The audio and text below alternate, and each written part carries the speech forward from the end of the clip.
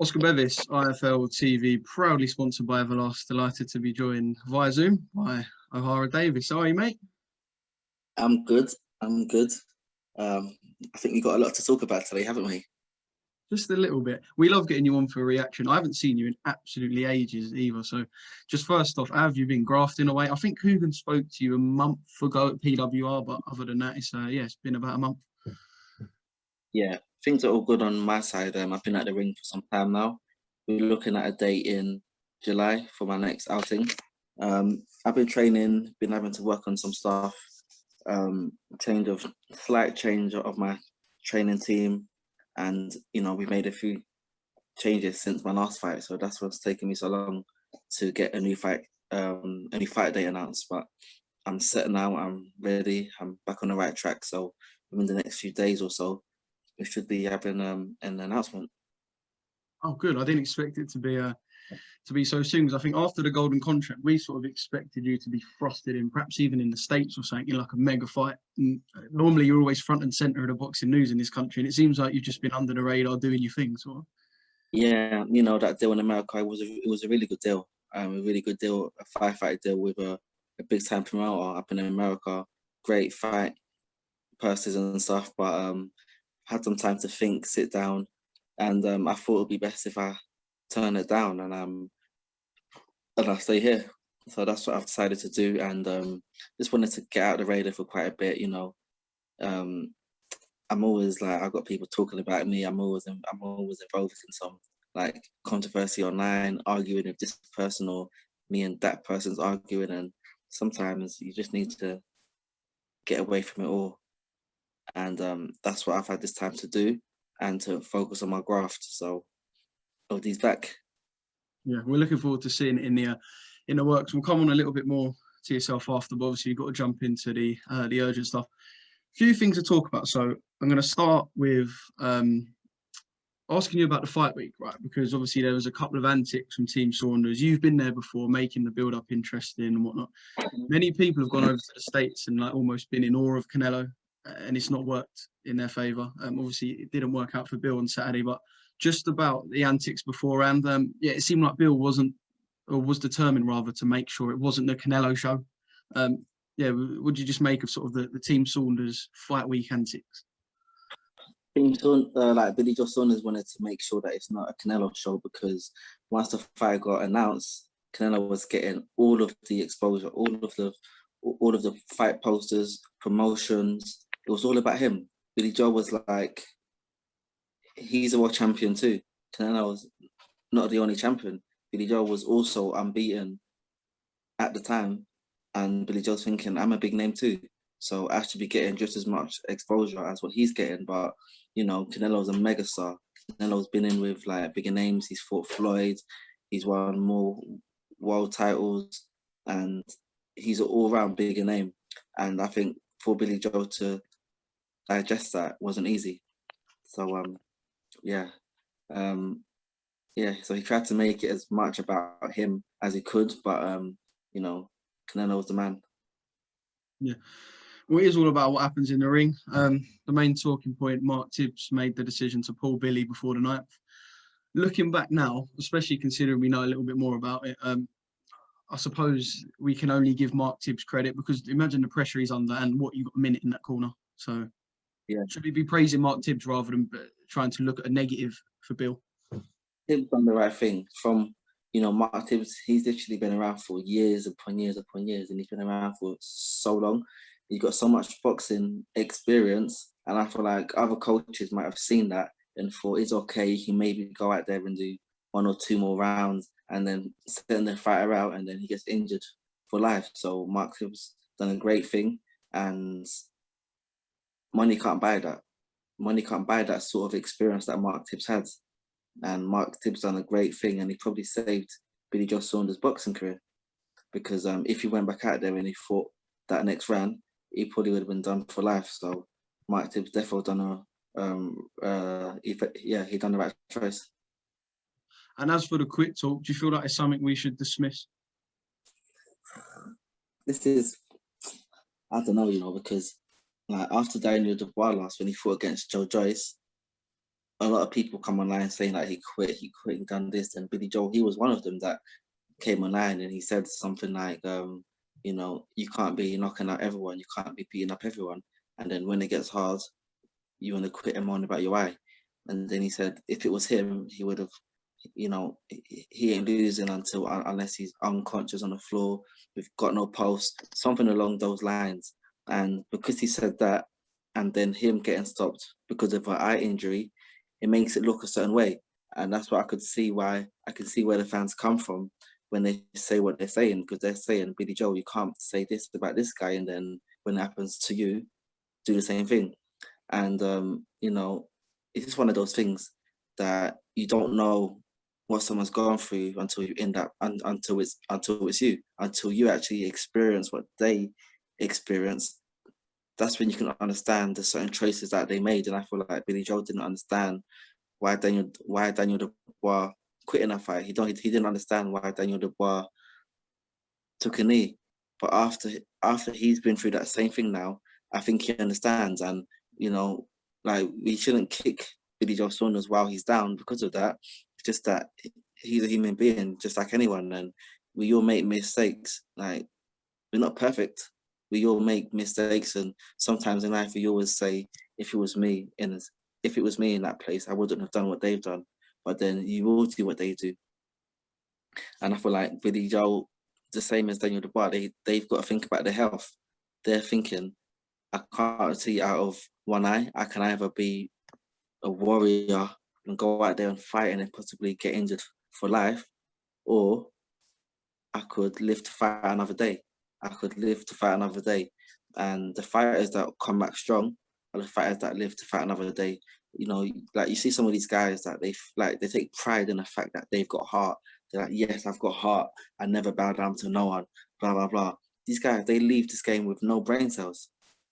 People like that leave this game with no brain cells because they don't care. What they want to do is just entertain the fans. They want to go in there and put on a show. They want blood and sweat everywhere, and you know, and they want to get hit and give shots. These people, they leave the game with no brain cells at all. Like, and then once their boxing career is done, the boxing fans ain't gonna be there for them. Nick Blackwell was a prime example. Look what happened to him when he fought Eubank Jr. and that injury that he took in that fight, all the shots that he took in that fight, damaged him for life. I don't see anyone talking about him no more. I see a few things here and there, but I haven't heard anything about him for the past few years. It's like he just disappeared off the scene. Boxing fans ain't gonna be talking about you. They don't care about you. So fuck trying to impress these fans. You gotta think about you, your health, and your family. And I don't care what Billy Joe said about Daniel Dubois, and then he ended up doing the same thing. You know what? He's got a kid. He's got kids, and he's got a family. He's got a mum, dad. He's got a life, and you've got to focus on your life. And sometimes you just got to swallow your pride and say, you know what? I said this about Daniel Dubois, but maybe I was wrong to say that. Maybe I shouldn't have said that. Now that I've experienced it myself, so that's what I think about. That's my thoughts on it anyway. Because, mate, I've seen so many people in this game leave this game with no brain cells, and they can't walk straight, and they're acting all funny, and like, you can see when someone's a bit like punch drunk. These people, they leave the game with no brain cells and no money. And you know what? Boxing don't give a toss about you when you're gone.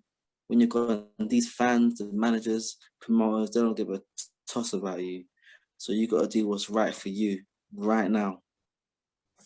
Yeah, and obviously we are here to talk about Saturday and to talk about Billy, but you mentioned the Daniel situation. We saw him come out and say quite classy comment from Daniel actually just a couple of hours ago. But you feel like at the time, obviously we know what Billy said, people have alluded to it.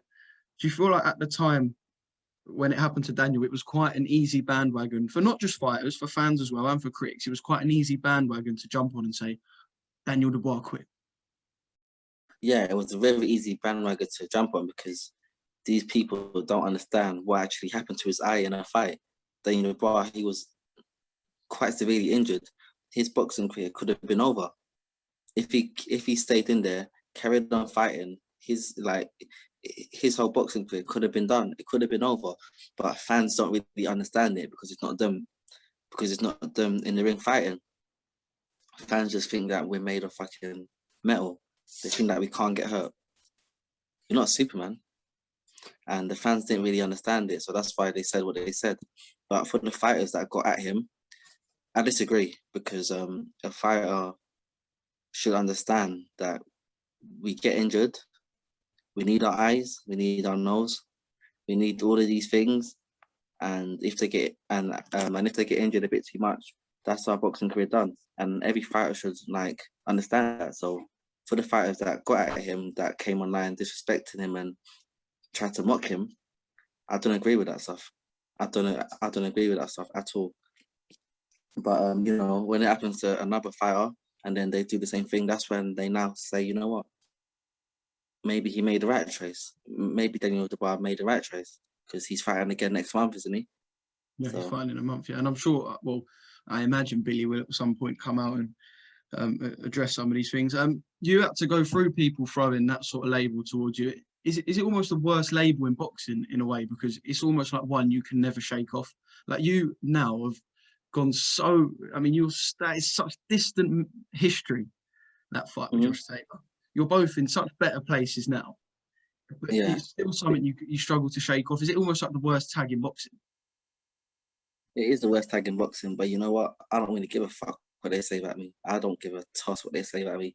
And you know, if you're gonna be a pro athlete, you've got to have thick skin, especially in this game, boxing. Boxing trolls are the worst. They're worse than football trolls. They're worse than any other sport. Boxing trolls are the worst. And you know what? You just have to say, you know what? I've got thick skin, and I'm not gonna care what anyone says about me. And that's how I live, and that's how I live. I don't care what anyone says about me. You want to come online and say I'm a quitter 3, 4, 5 years on. Enjoy yourself, mate. Enjoy yourself. So you can say what you want, but every opponent that said that afterwards, they've all been knocked out. Booker Mango come out, he said, you know what, I'm going to make you quit. He got his ass knocked out. Logan Yoon, people come out, thought the same thing, and knocked him out. Who else was there? All the other guys. Before they come out and said the same thing in the conference. What did I do? I knocked him out. So everyone can say what they want. I'm a quitter this, I'm a quitter that. Mate, I don't give a toss, because, mate, that was 2017. The man that I am in 2021, the man that I was in 2017, I'm in a different place now. So these other fighters can say what they want, but these internet people, that's a label that will never leave you. They will be calling me that 10 years, 20 years down the line. But the good thing is that I don't give a fuck. And if I cared, if my skin weren't thick, I'd be sitting at home crying every day. I'd be phoning my mum, crying to my mum that this George Smith online said that I'm a quitter. Like, big fucking wow, get a life. But you're still watching my fights, and you're still following me over social media, and you're still gonna be sat there watching my next fight, and the fight after that, and the fight after that. So it's gonna affect me. Yeah. And I imagine, knowing Bill, that it's not going to be something that affects him too much. His performance, how were you viewing Billy's performance up till the end of the 8th? I think Billy fought a good fight. I think that's the best shape that he's ever been in his whole boxing career. That's the best that I've ever seen him against anyone. And a lot of people, they might disagree, but up until his fight last week, he hadn't fought anyone else on that level.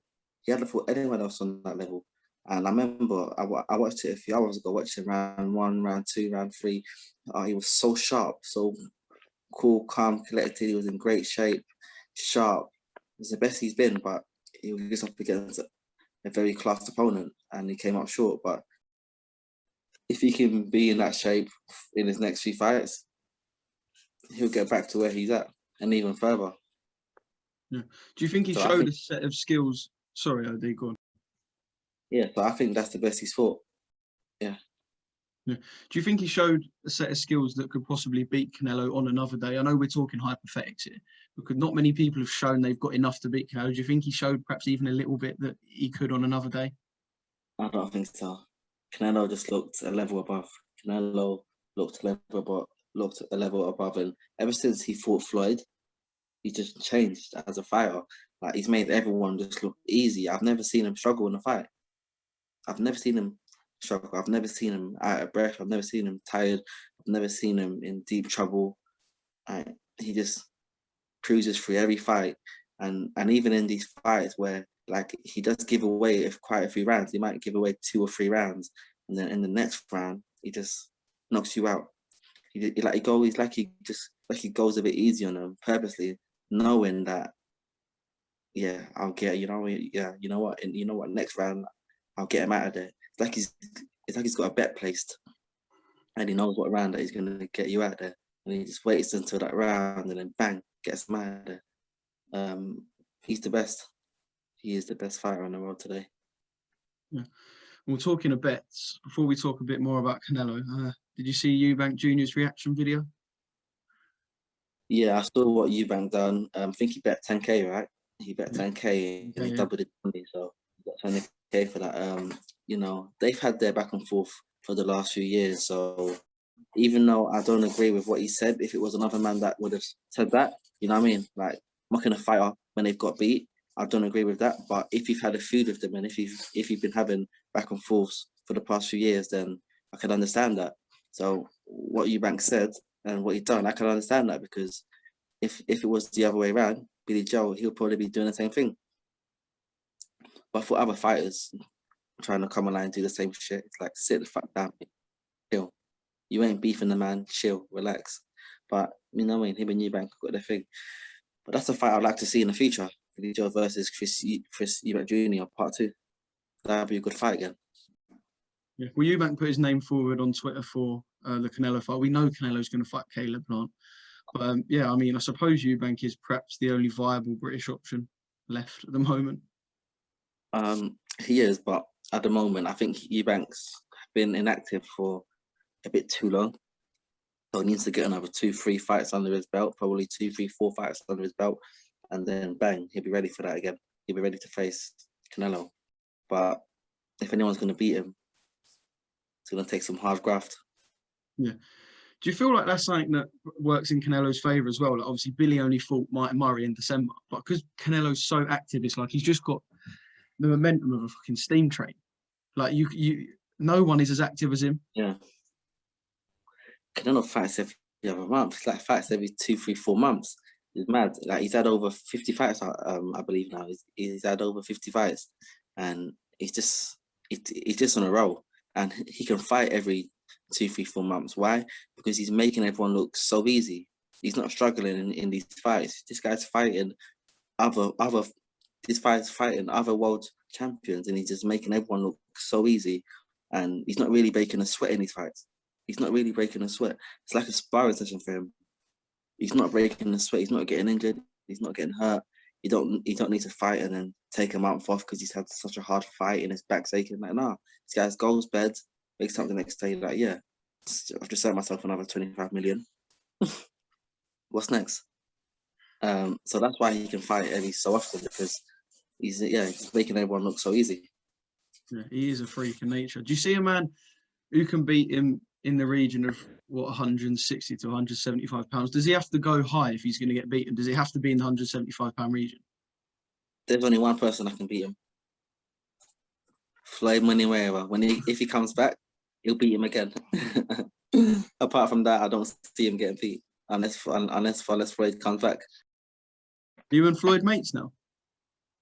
No, I haven't seen Floyd since the incident. Actually, I haven't seen him since. I was meant to go. I know he was in Manchester with one of my friends, and I got a phone call to go there to go see him, to go clear the air. But I was in camp at that time, so I never went. But yeah, I ain't seen him since. Yeah. But you just quickly, last thing on Canelo, you don't think there is a man out there that can beat him? No. And no matter what weight class they're at, he'll find a way to beat you. Like, he fought Kovalev. He's a light heavyweight, a lot bigger than him. He made him look easy. No one's beating this guy. No one's beating this guy for the next few years. No one's gonna beat him. Right, just before I let you go, OD, as you were talking at the start about what's next for you. So this deal in America, that's it then, that's completely off the tape. Like, people might look at it, right, and I'm saying this from someone else's angle. Obviously, I would prefer to see the domestic, like Ohara, on our TV screens in this country.